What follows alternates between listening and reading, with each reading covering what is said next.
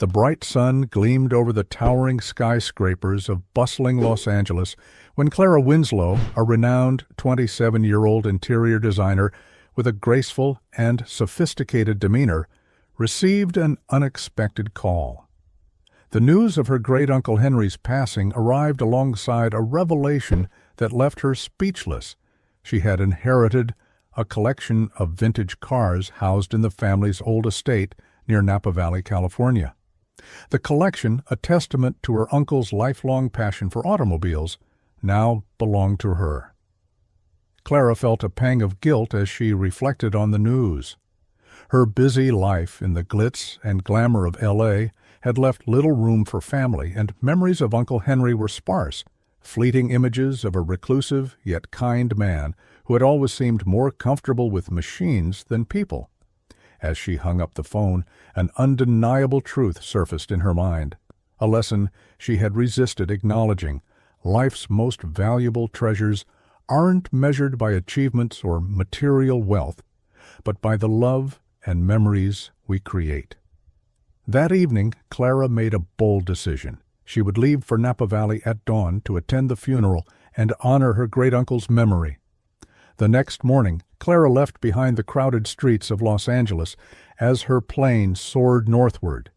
The sprawling vineyards and golden hills of Napa Valley came into view as she landed, the beauty of the landscape tugging at something deep within her. As the car she rented wound through the sunlit roads, Clara arrived just in time to witness her great-uncle's burial. She stood silently at the back of the crowd, her green eyes glistening with a single tear as she tossed flowers into the grave. Among the mourners, one man caught her attention, a ruggedly handsome figure dressed casually in jeans and a black shirt. His demeanor was subdued, but his grief was evident as he whispered, "You were like a father to me. I'll never forget you, old friend." The sight of him, so raw and unguarded, seemed alien to Clara, who was accustomed to the polished facades of high society. Yet there was something about his sincerity that struck a chord in her heart, though she quickly dismissed it as inconsequential. Later that day, Clara reached her uncle's estate, nestled in the rolling hills of Napa. The property was surrounded by vineyards, its charm heightened by the setting sun. The white facade of the house gleamed against the blue sky, its red-tiled roof and climbing jasmine vines giving it a timeless beauty. Clara crossed the threshold, her heels clicking against the terracotta tiles, and made her way to the barn that housed the legendary car collection. The barn, a repurposed wine cellar, was a treasure trove of automotive history. Cars hidden under protective covers seemed to hum with untold stories, waiting to be rediscovered. As Clara unveiled them one by one, her astonishment grew. A sleek silver Aston Martin DB5 sparkled like a relic of James Bond lore. A fiery red Porsche 356 Speedster radiated speed and elegance.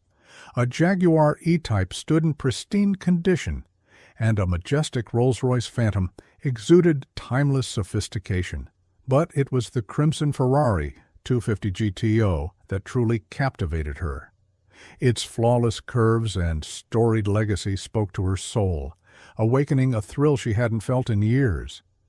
Without a second thought, Clara climbed into the Ferrari, the supple leather beneath her hands adding to the exhilaration as she started the engine. The powerful roar reverberated through the barn, filling her with an electric sense of freedom. She steered the car onto the winding country roads, letting the beauty of the vineyards and the crisp California air envelop her. As the sun dipped below the horizon, casting hues of amber and purple across the sky, Clara felt alive, but her joy was short-lived.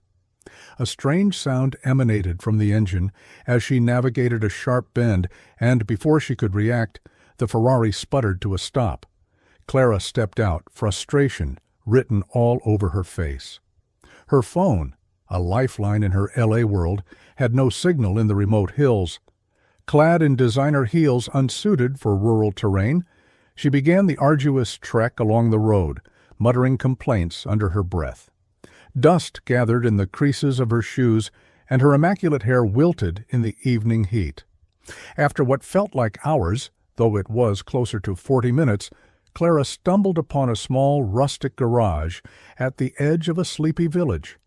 A single bulb illuminated the sign above the garage door. Inside, a tall man with dark, slightly disheveled hair was hunched over a motorcycle.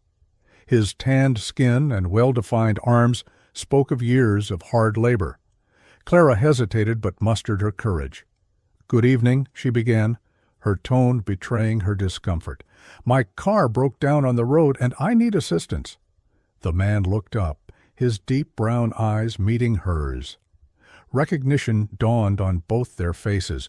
It was the grieving man from the cemetery. The bright sun shone over the bustling cityscape of Los Angeles as Clara Winslow, a celebrated 27-year-old interior designer with a poised and refined demeanor, received a call that would change her life. The voice on the other end conveyed somber news. Her great-uncle Henry had passed away. What followed stunned her. She was now the heir to a collection of vintage cars, lovingly preserved in the family's ancestral estate near Napa Valley, California. The collection, a reflection of her uncle's passion for automobiles, had no direct heirs, and as the closest family member, it now belonged to her. Clara, immersed in the glitzy whirlwind of LA's elite social circles, barely remembered the man. Her childhood memories of him were faint snapshots of a quiet, reclusive figure who preferred the companionship of machines over people. Yet, this inheritance awakened something unfamiliar, a pang of guilt and curiosity. As she ended the call, Clara felt the weight of a truth she'd long ignored pressing against her polished facade. For years, she had defined success through achievements, accolades, and material possessions, yet here she was, confronted with the realization that life's truest treasures were measured in love and memories, not in awards or luxury. That evening, staring at the shimmering LA skyline through the windows of her high-rise apartment, Clara made an uncharacteristically impulsive decision. She would leave for Napa Valley at first light, attend her great-uncle's funeral, and confront this unexpected chapter of her life. The idea felt foreign, a sharp contrast to her meticulously planned world, but it also stirred a sense of adventure she couldn't deny. The following morning, as the streets of Los Angeles were bathed in the pale glow of dawn, Clara boarded a plane northward. The sprawling vineyards and golden hills of Napa Valley unfolded beneath her as the plane descended, a serene panorama starkly different from LA's chaotic energy. She rented a car and navigated the winding roads toward the family estate, the peaceful scenery tugging at an unfamiliar part of her soul. Arriving just in time for the burial, she lingered at the edge of the gathered mourners, an outsider observing a scene she felt both connected to and distant from.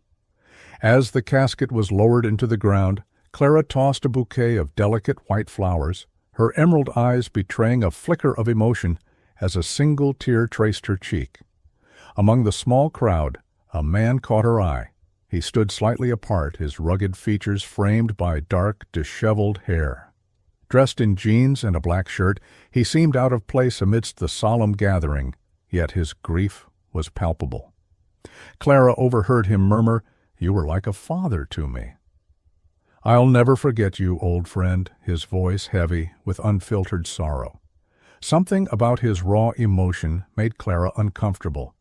In her world of carefully curated appearances, such naked vulnerability was foreign, almost unsettling. She turned away, dismissing him as an anomaly, someone whose pain was too personal for her to understand.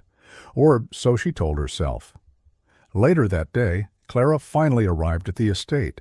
Nestled among the rolling hills, the property exuded an understated elegance. Its white-walled facade and red-tiled roof stood proudly against a backdrop of lush vineyards, while blooming jasmine vines climbed the stone walls, filling the air with their sweet fragrance.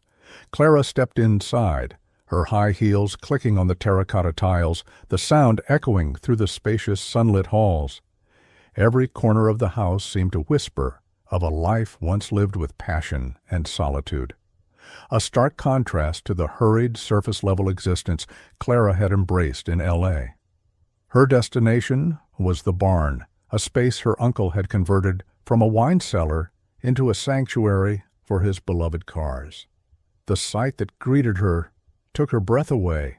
Dozens of vehicles rested under protective covers, each a piece of history waiting to be unveiled. Clara walked among them, pulling back the tarps one by one, her heart skipping a beat with each discovery. A silver Aston Martin DB5 gleamed like a cinematic icon brought to life. A Porsche 356 Speedster, painted a deep, lustrous red, seemed poised to leap into motion. A meticulously preserved Jaguar E-Type stood regal and poised, while a stately Rolls-Royce Phantom exuded timeless grace. But it was the Ferrari 250 GTO, its crimson exterior glowing under the dim lights, that held her captive. Its sleek lines and storied legacy spoke to her in a way no piece of furniture or interior design ever had. Unable to resist, Clara slid into the driver's seat. The leather was supple under her hands, the polished gear shift a tactile promise of power and freedom. When she turned the key, the engine roared to life, filling the barn with a deep, resonant growl that sent shivers down her spine. Without a second thought, she drove the Ferrari out onto the winding country roads, letting the car's power and grace envelop her in a sense of exhilaration she hadn't felt in years. The vineyards blurred past, the golden sunlight casting long shadows as she sped along the deserted roads, a rare, unguarded smile breaking across her face. As the sun began to dip below the horizon, painting the sky in vivid shades of orange and purple, Clara felt a rare contentment. But just as she rounded a sharp bend, the Ferrari's engine emitted a disconcerting sputter. Before she could react, the car lost power and rolled to a halt in the middle of the empty road. Frustration welled up inside her as she stepped out, her immaculate heels sinking slightly into the gravel. She checked her phone, only to find no signal. The isolation of the moment pressed down on her as she scanned her surroundings. All she could see were rolling hills and endless vineyards, with no sign of civilization in sight. Determined not to be defeated, Clara began walking. Each step was a trial, as the dust clung to her shoes and the dry heat pricked at her flawless makeup. Her grumbles filled the air, a mix of self-pity and indignation.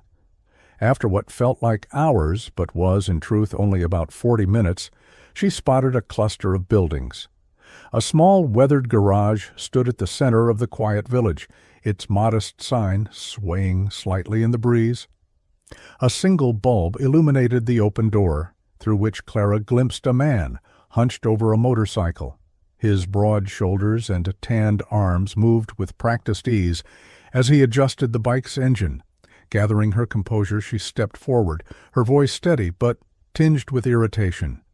"Good evening," she began, her tone carrying the faint edge of someone unaccustomed to asking for help.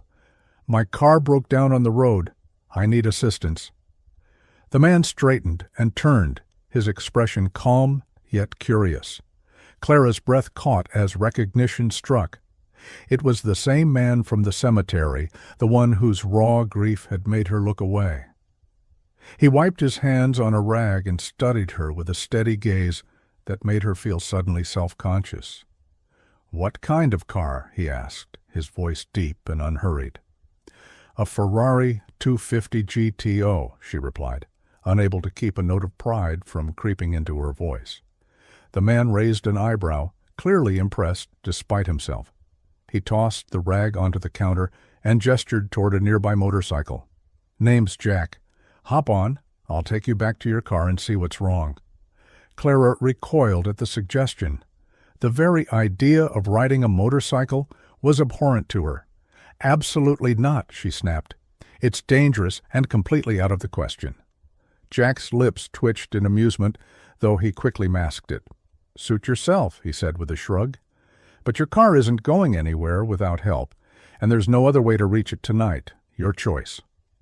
Clara hesitated, her frustration mounting as she glanced around. The empty road, the quiet hum of the village, and the isolation of her predicament pressed on her like a weight. Despite her protests, the reality of the situation was undeniable. She needed his help. Gritting her teeth, she stepped toward the motorcycle, her heels clicking against the gravel. "Fine," she said sharply, folding her arms across her chest. "But if I get so much as a scratch from this death trap, you'll hear about it." Jack smirked, the corners of his lips curling upward. "Fair enough," he replied, swinging a leg over the bike and starting the engine. It roared to life with a deep, throaty rumble. Clara's heart raced, and not in a good way. She stared at the seat, her reluctance obvious. "Just get on," Jack said, his tone halfway between impatience and amusement. "I don't bite." Clara glared at him but relented, awkwardly climbing onto the seat behind him. She perched stiffly, her hands hovering above his back, as though touching him would contaminate her. Jack chuckled softly, feeling her unease without looking back. "You're going to want to hold on," he said, revving the engine. Before she could respond, the bike surged forward, and Clara's arms instinctively wrapped around his waist. She gasped as the wind whipped her hair, her heart pounding not just from fear, but from the unexpected thrill of the ride. The narrow road twisted and turned, the headlights slicing through the darkness.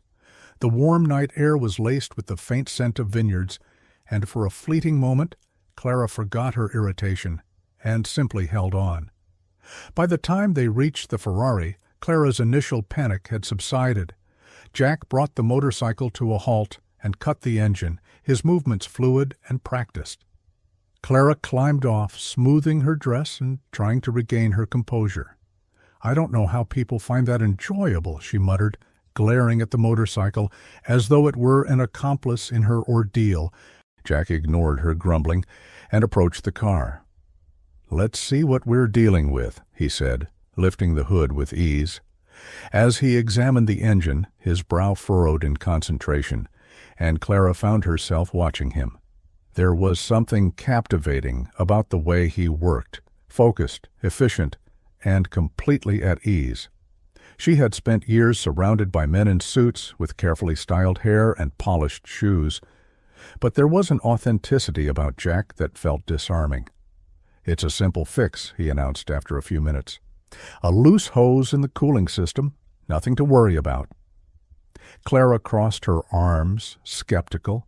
"A car like this doesn't just stop for something simple," she retorted.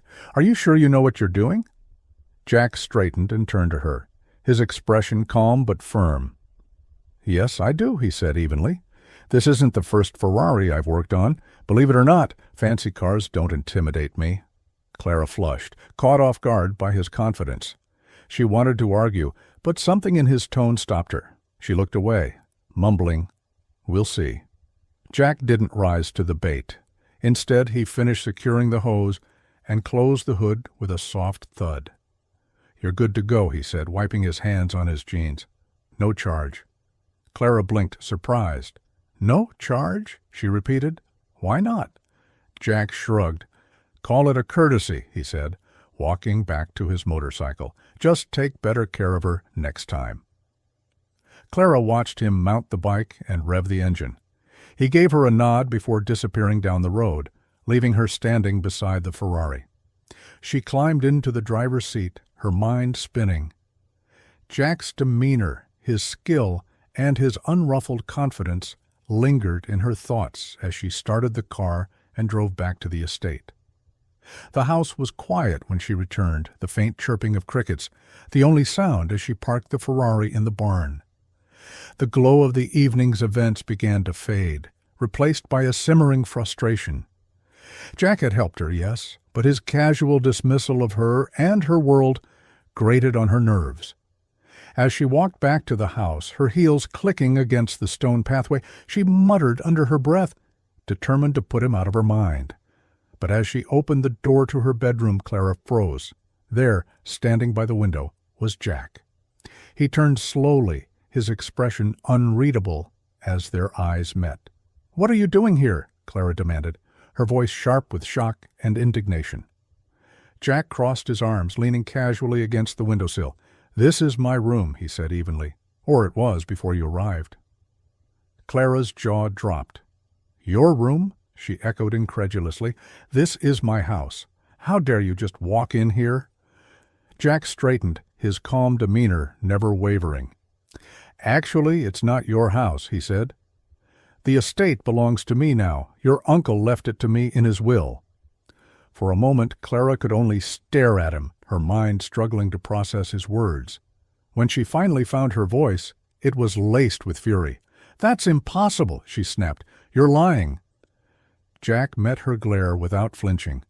"Feel free to call your lawyer," he said, his voice steady. "He'll confirm it."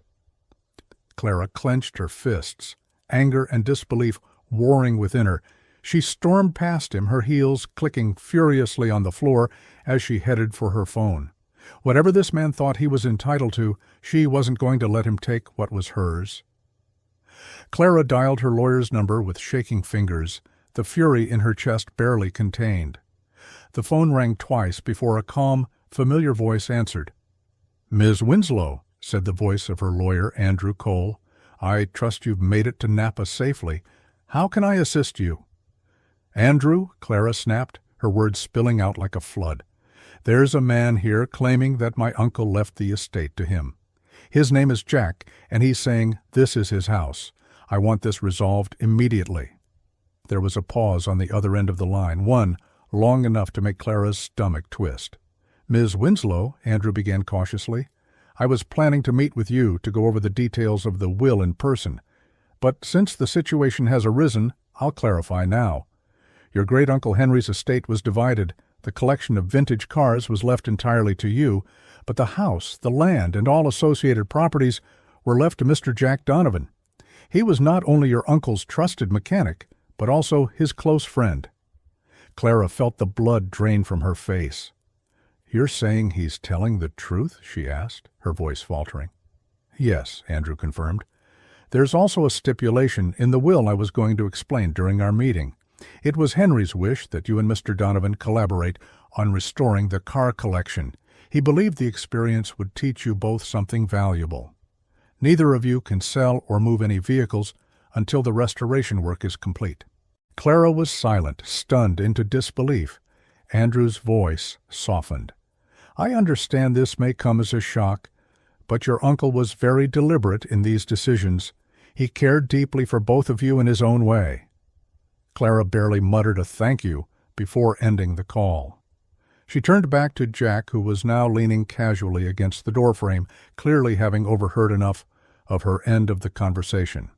"Happy now?" she snapped, her voice sharp with frustration and humiliation. Jack raised his hands in mock surrender. "I didn't ask for this arrangement," he said evenly. "But here we are. If it makes you feel better, I'm not thrilled about sharing this place either." Clara's eyes flashed. "This is absurd," she hissed. "I'll make this arrangement as painless as possible, but don't think for a second that I'll be staying here any longer than necessary." "Fine by me," Jack replied, his voice steady but tinged with sarcasm. "You stay out of my way, I'll stay out of yours. We'll get through this, no problem." Clara shot him a scathing look before grabbing her belongings and storming out of the room. She found another bedroom down the hall, a smaller but still comfortable space that lacked the grandeur of the master suite. As she unpacked, her mind churned with indignation. How had her uncle thought this arrangement would work? Did he expect her to bond with a man like Jack, rough around the edges, unrefined and far removed from her world? The following days were tense. Clara and Jack maintained an icy distance, speaking only when absolutely necessary. Clara threw herself into the restoration work, spending her mornings meticulously cleaning and cataloging the cars. Despite her lack of experience, she was determined to prove that she could handle the task. Jack, meanwhile, focused on the mechanical side, his hands deftly working on engines and chassis, with the ease of someone who lived and breathed the craft. Their interactions were clipped and perfunctory, often laced with veiled barbs. "Careful with that polish," Jack would say as Clara worked on a Rolls-Royce. "You don't want to ruin the finish?"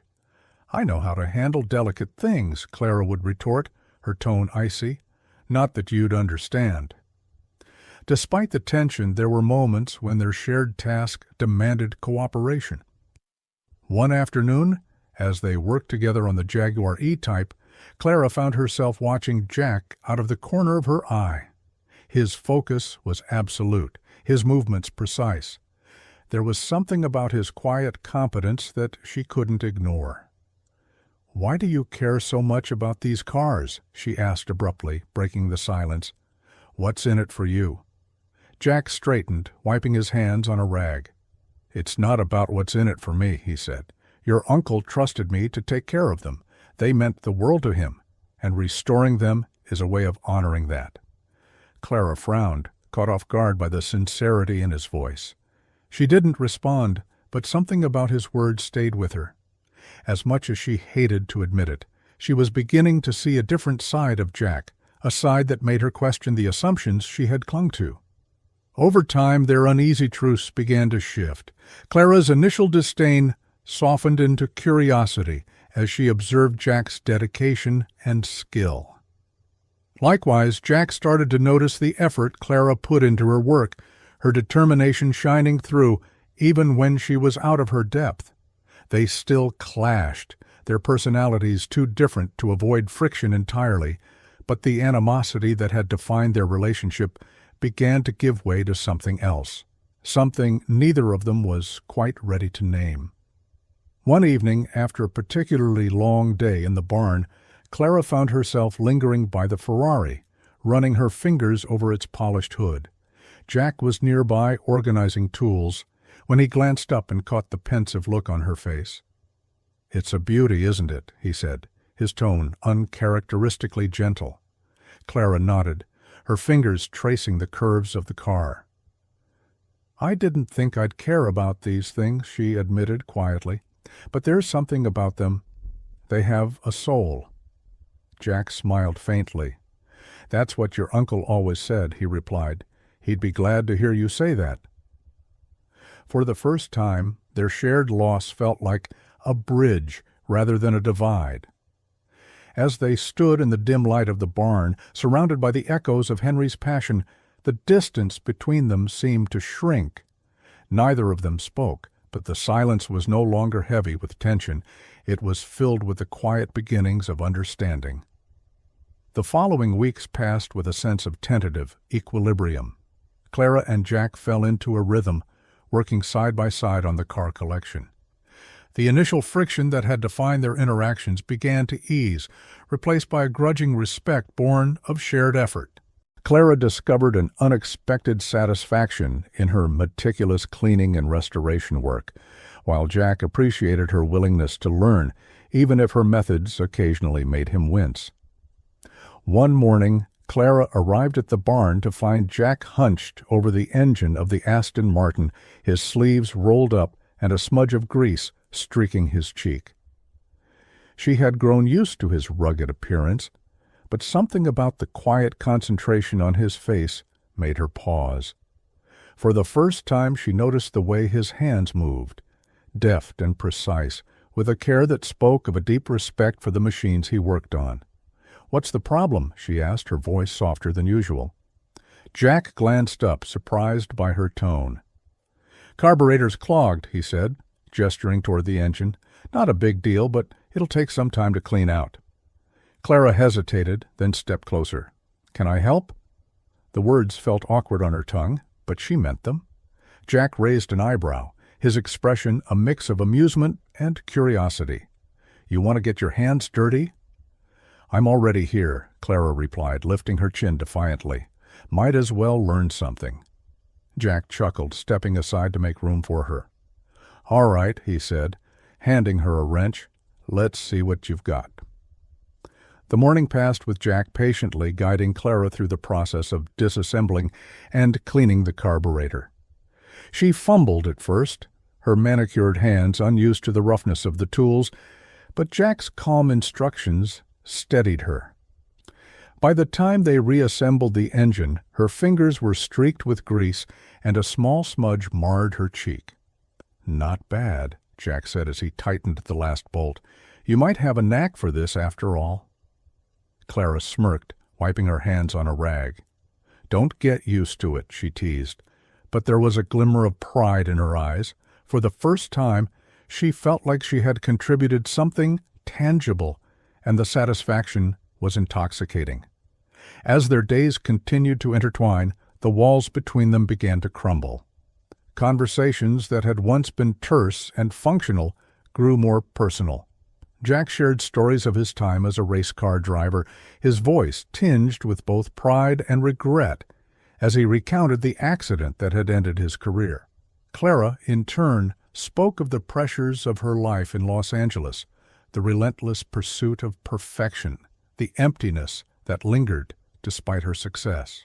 "I always thought I was doing what I loved," Clara admitted one evening as they sat on the porch of the estate, sipping wine after a long day. "But somewhere along the way it stopped feeling real. I was too busy impressing people to notice." Jack nodded, his gaze fixed on the horizon.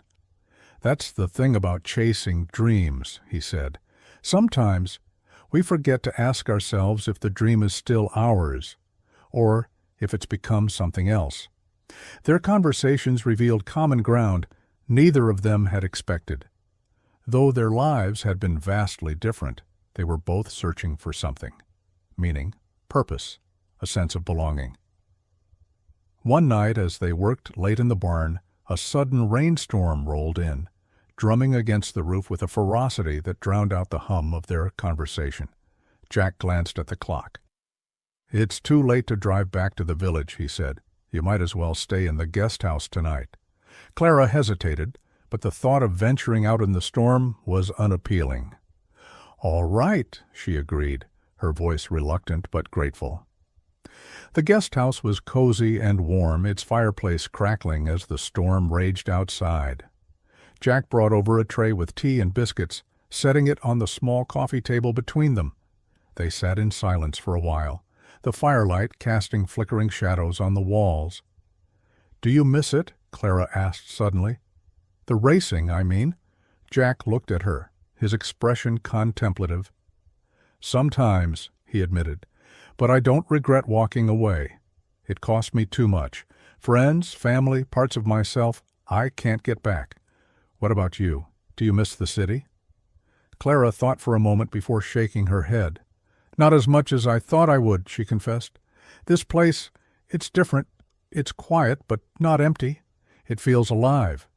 Jack smiled faintly, nodding in agreement. "That's what your uncle loved about it," he said. "He used to say it wasn't just a house. It was a home." The fire crackled softly, the storm outside fading into a distant rumble. Clara glanced at Jack, her heart unexpectedly heavy with the weight of his words. For the first time, she felt a flicker of something she hadn't allowed herself to acknowledge. A connection, a longing, a possibility. The days stretched into weeks, and the restoration of the cars neared completion. But as the end of their project loomed closer, so too did the unspoken question of what would come next. For Clara and Jack, the answer was no longer as clear as it had once seemed. As the weeks turned into a month, the atmosphere in the estate softened further. The barn, once a battleground of terse exchanges, became a space of quiet collaboration. Clara no longer saw Jack as an intruder in her world. Instead, she found herself relying on his steady presence, his calm under pressure, and the unexpected humor he brought to their shared tasks. Jack, in turn, noticed the transformation in Clara. The polished exterior she had brought from Los Angeles began to give way to something more genuine. A woman who was learning to appreciate simplicity, hard work, and even a little grease under her nails. One evening, after a particularly long day restoring the Aston Martin, they found themselves in the kitchen preparing a late dinner. Clara had surprised herself by volunteering to help, and as they worked side by side, the air between them felt unusually light. "You're telling me you've never cooked a meal from scratch?" Jack teased, watching Clara attempt to chop vegetables with awkward precision. "I've been busy," she shot back, her tone defensive but playful. "It's not exactly a priority in my line of work." Jack smirked, taking the knife from her and demonstrating how to dice the vegetables properly. "It's a basic skill, Clara, like knowing how to check your oil." Clara rolled her eyes but couldn't suppress a smile. "Well, aren't you full of life lessons?" "You're lucky I'm a patient teacher," he replied, his grin softening the words. The meal was simple, a hearty pasta dish with fresh vegetables and a bottle of wine from the estate's cellar. They ate at the small kitchen table, their laughter filling the room as they swapped stories from their vastly different lives. For the first time, Clara found herself relaxing completely, letting go of the walls she had spent years building. After dinner, they moved to the porch, where the cool night air was laced with the scent of blooming jasmine. Jack leaned against the railing, a glass of wine in hand, while Clara sat on the swing, her legs tucked beneath her. "Do you think your uncle knew this would happen?" Jack asked suddenly, his voice thoughtful. "Leaving us here together like this?" Clara tilted her head, considering the question. "He was always a bit of a mystery," she admitted. "But maybe he did. He wasn't exactly the meddling type, but he cared about the things he loved. Maybe he thought this was the best way to... I don't know. Make sure everything ended up where it belonged." Jack nodded slowly. "He always talked about you," he said. "Not a lot, but enough.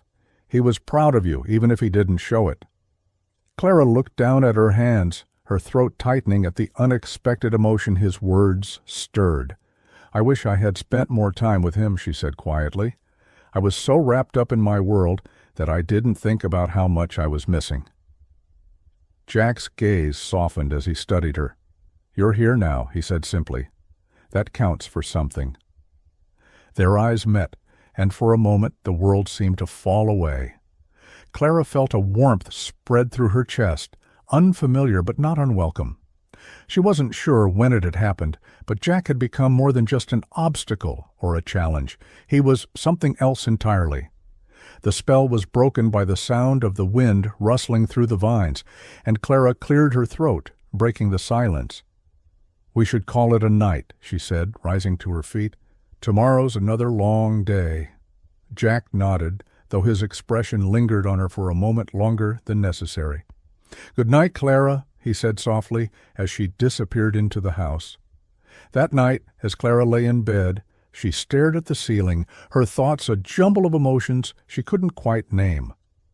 Jack had become an integral part of her days, and the idea of leaving the estate, and him, was suddenly more daunting than she had anticipated. The final car in the collection was restored the following week. It was the Ferrari 250 GTO, the car that had both frustrated and enchanted Clara from the start. Together she and Jack polished its body to a gleaming perfection and tested its engine until it purred like a contented cat. As the sun set on the vineyard, they stood side by side, admiring their work. "It's beautiful," Clara murmured, running her hand over the car's smooth surface. Jack smiled, his hands resting on his hips. "Your uncle would have been proud." Clara turned to him, her expression wistful. "It's strange," she said. "I came here thinking this was all just a burden, something I had to deal with before going back to my real life. But now—" She trailed off, unsure of how to put her feelings into words. "Now it feels like home," Jack finished for her, his voice quiet but certain. Clara met his gaze, her heart skipping a beat. "Yeah," she whispered, "it does." The silence between them grew heavy, charged with unspoken truths. Jack took a step closer, his eyes searching hers. "Clara," he began, his voice low, "there's something I've been wanting to say."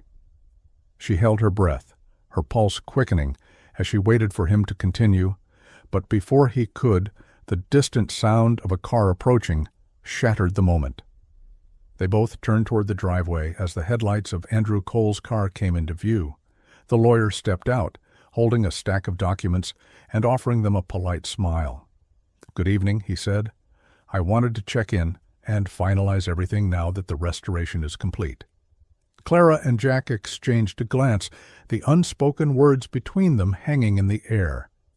The moment had passed, but the feelings it had stirred were impossible to ignore. Andrew's presence brought a jarring sense of formality to the estate, a reminder of the reality Clara and Jack had momentarily pushed aside. As the lawyer approached, holding a leather-bound folder, his professional demeanor was a stark contrast to the quiet intimacy Clara and Jack had shared just moments before. "Ms. Winslow, Mr. Donovan," Andrew began, addressing them both with a courteous nod.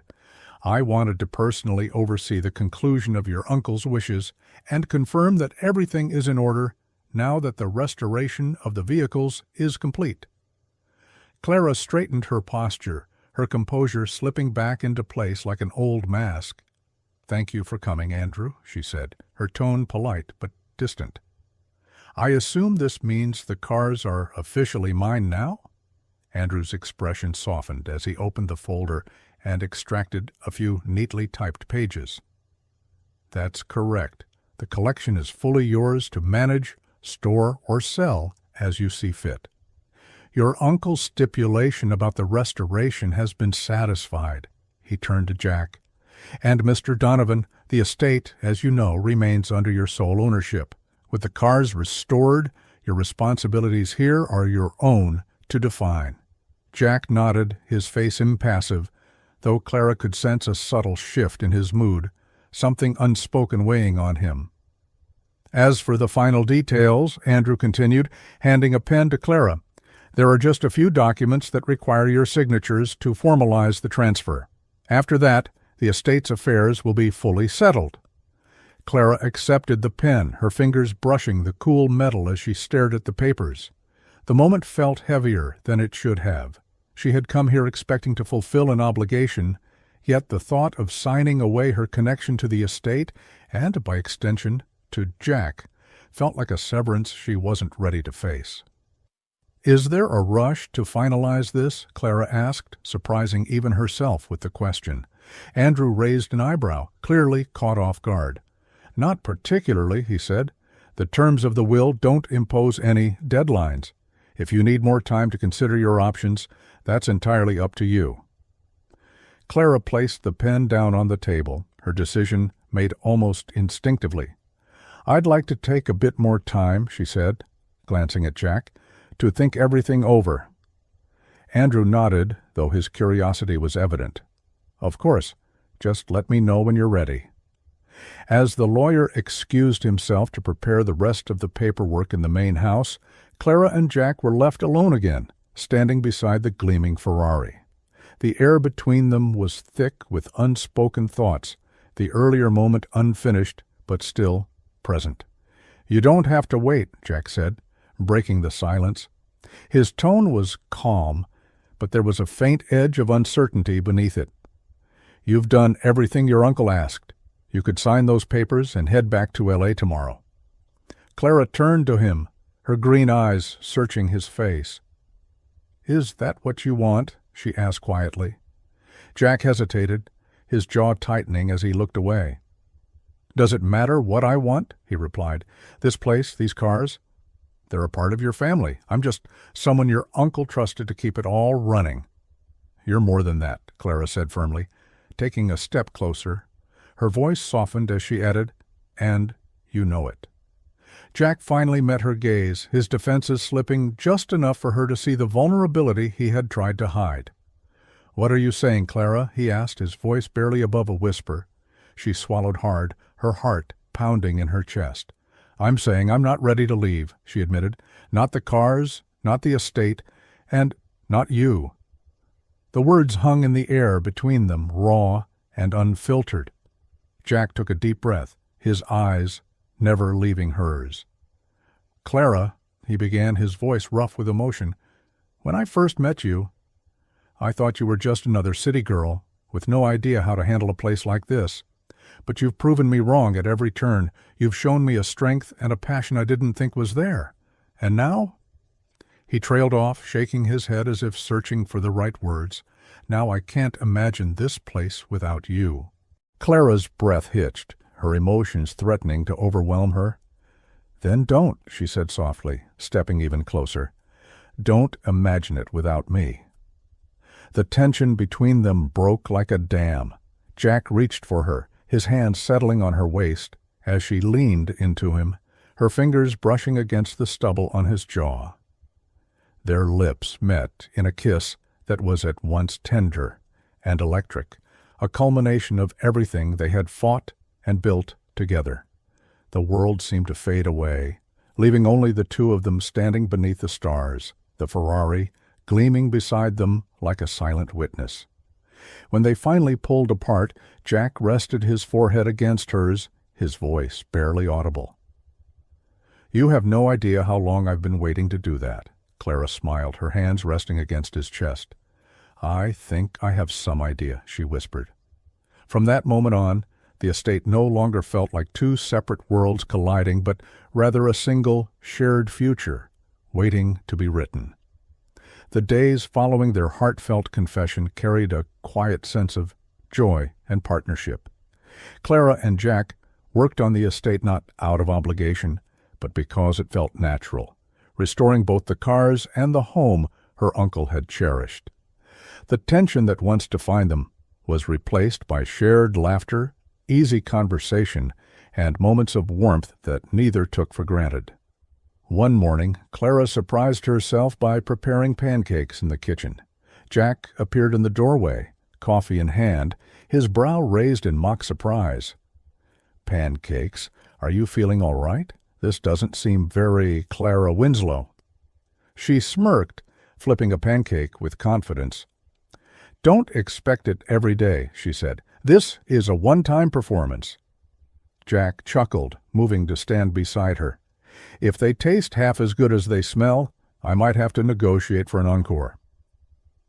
Later, as they walked hand in hand through the vineyard, the late afternoon sun casting golden light over the vines, Jack's voice softened. "What do you think you'll do with the cars?" he asked. "Sell them, keep them, or something else?" Clara hesitated, her gaze drifting over the landscape. "I used to think selling them was the obvious choice," she admitted. "But they're not just cars anymore. They're stories, memories, pieces of my uncle's life. I can't let them go, not yet." Jack gave her hand a gentle squeeze. "Your uncle would be proud," he said simply. Clara leaned against his shoulder, the truth of his words settling in her heart. "I think he'd be proud of us both," she said. "He wanted this place to mean something, and now it does." In the months that followed, Clara and Jack built a life together on the estate. The barn became a space not just for cars, but for gathering others who shared their passion. The vineyard grew lively with visitors, laughter, and new stories being told among the vines. Clara embraced a simpler life, one that brought her genuine fulfillment, while Jack found new purpose in their shared vision. One evening, as the sun dipped below the hills, Jack reached into his pocket and pulled out a small velvet box. Clara's breath caught as he opened it, revealing a simple yet elegant ring. The design, subtle and timeless, echoed the lines of the cars they had restored. "Clara," he began, his voice steady but full of emotion, "you've changed my life in ways I never expected. You've shown me what love and partnership mean. I want us, to be forever. Will you marry me?" Tears filled Clara's eyes as she nodded, her voice breaking with joy. "Yes, Jack," she whispered. 1,000 times yes." Their wedding months later was a celebration of love and renewal. Beneath a canopy of vines and strings of lights, Clara and Jack exchanged vows, surrounded by family and friends. The estate, brimming with warmth and life, reflected the bond they had built. As they danced under the stars that night, Clara rested her head against Jack's chest, her heart full. "He knew, didn't he?" she murmured. "Uncle Henry knew this would happen." Jack smiled, holding her closer. He always saw things no one else could. Clara closed her eyes, feeling the rhythm of his heartbeat steady and sure. For the first time, she felt completely at home, not just in the estate, but in the life they had created together. She was exactly where she was meant to be.